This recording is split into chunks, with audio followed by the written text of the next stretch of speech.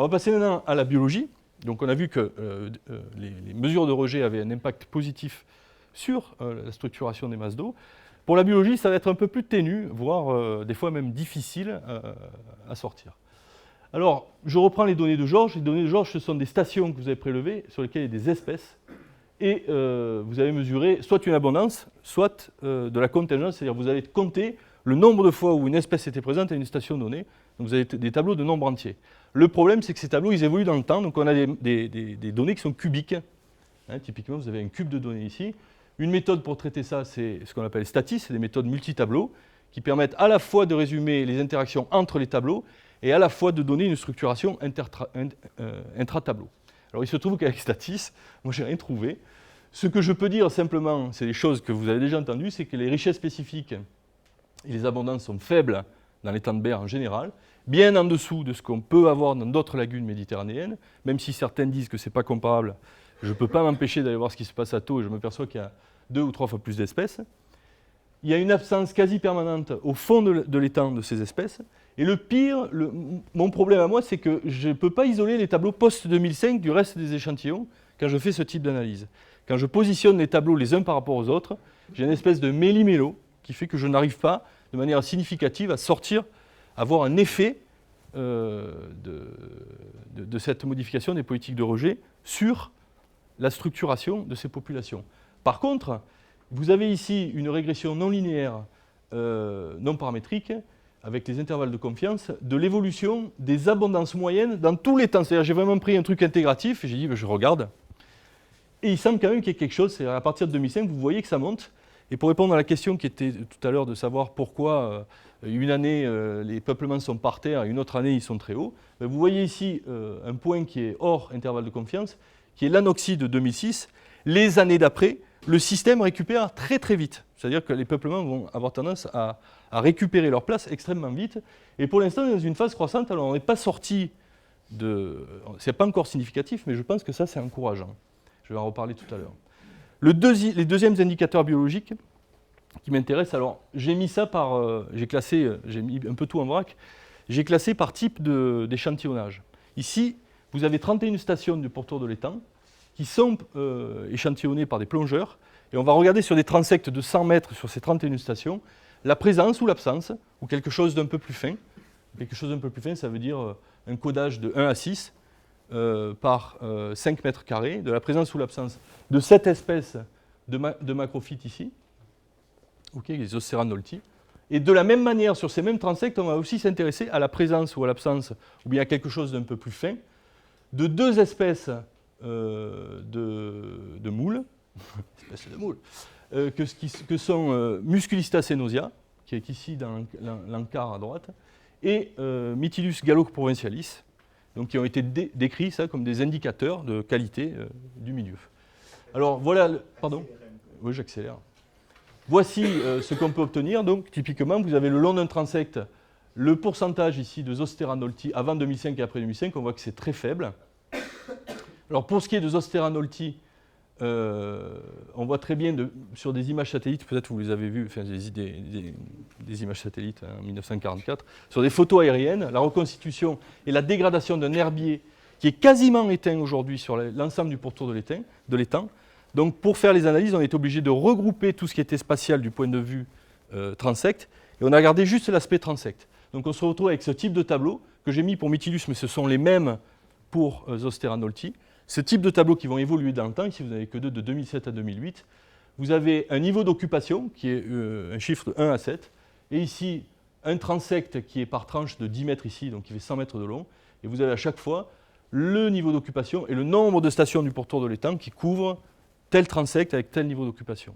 Donc pour traiter ce genre de choses, il faut prendre en compte l'évolution dans le temps de ces tableaux et les structures d'ordre. Un transect est ordonné. Un transect, vous allez de la côte vers le large, donc il faut tenir compte de cette structure d'ordre. Donc pour ça, on utilise ce qu'on appelle l'AFC2B, qui est une version multivariée d'une analyse donc type composante principale, mais qui tient compte, 1 de tableau de contingence et 2 de cette évolution dans le temps. Voici ce qu'on peut dire, c'est que on montre en fait qu'il y a énormément de non-linéarité. L'AFC2B permet ici de tester des effets linéaires et non linéaires entre la position sur le transect et les différentes espèces. Et on montre que l'évolution du système, elle est exsangue pour ce qui est des austères, voire il y a même une dégradation des austères à partir de 2005, on ne sait pas pourquoi. Pour ce qui est de Galoprovincialis et Sénousia, en fait, on pensait que Sénousia allait peut-être rentrer en compétition avec cette espèce. Ce qu'on arrive à montrer, c'est qu'elles ne sont pas au même endroit. Sur les transects, de manière significative, elles ne se situent pas aux mêmes endroits. Okay, et dans les deux cas, la structuration de toutes ces populations est extrêmement non linéaire. C'est-à-dire que c'est difficile, avec des méthodes linéaires qu'on a vues précédemment, de pouvoir prévoir ce qui va se passer et de pouvoir exactement dire tel facteur va influencer ça de telle manière. Alors, je fais ma tentative de bilan. Je veux dire que les nouvelles modalités de rejet ont un impact positif sur la physique.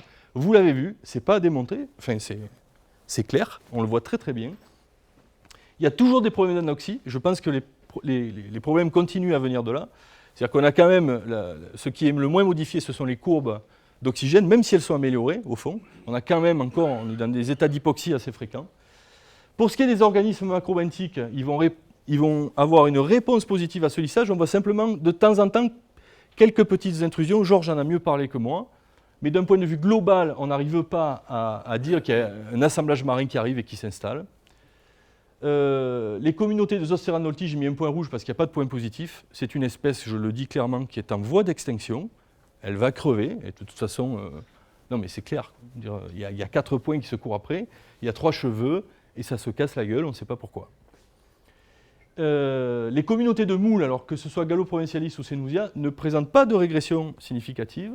Et ce qui est intéressant, c'est que malheureusement, pour évaluer la bonne politique des rejets, c'est que Sénousia arrive pile en 2005. Et je pense que c'est un hasard.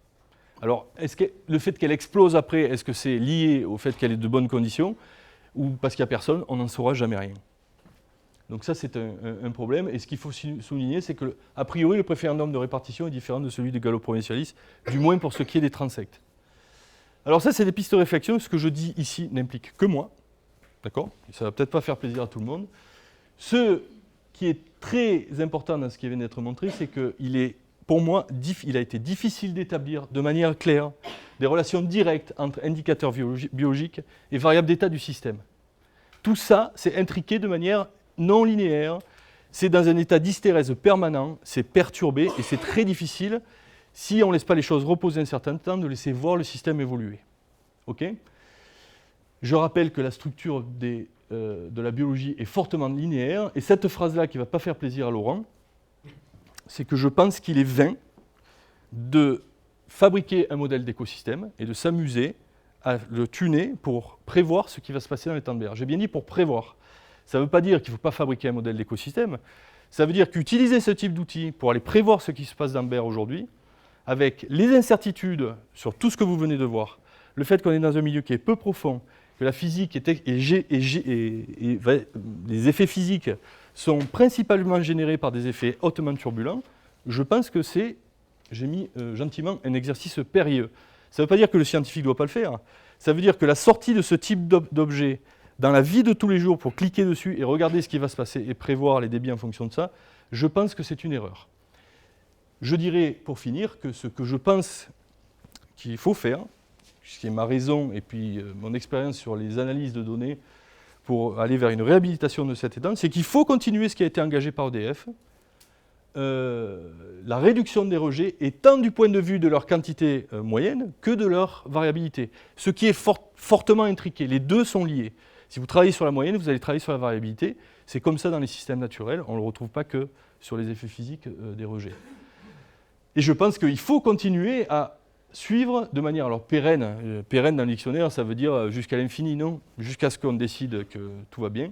Il faut continuer à faire l'effort qui est aujourd'hui fait sur les temps de berre, à savoir continuer à suivre cet écosystème. Il ne faut pas jouer à l'apprenti sorcier, il faut baisser ce qui varie et laisser le temps aux organismes de venir s'installer et regarder si on a un départ vers un horizon meilleur. Alors, je ne peux pas m'empêcher de penser à ça. C'est que c'est très joli de fermer le robinet d'une centrale qui fournit de l'énergie, mais quand on demande aux gens du pourtour de l'étang de faire des efforts, de moins laver leur bagnole, d'éteindre la lumière des chiottes quand on sort, ça ne se fait pas, ça. Et fermer la centrale, c'est aussi brûler du charbon pour que tout le monde, ou du pétrole, ou mieux des barres d'uranium, pour que tout le monde profite de son éclairage. Donc je l'ai mis là, hein, ça s'appelle piste de réflexion. J'aimerais savoir, je pense que la discussion va venir cet après-midi, ce qu'il en est de ces mesures compensatoires vis-à-vis des rejets d'EDF. Voilà, je termine là-dessus, désolé de la rapidité. Merci.